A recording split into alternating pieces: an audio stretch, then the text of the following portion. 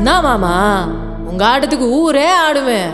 அதுக்கு ஒரு அடியை போட்டு விடுவோம் அப்படின்ற ம் ம்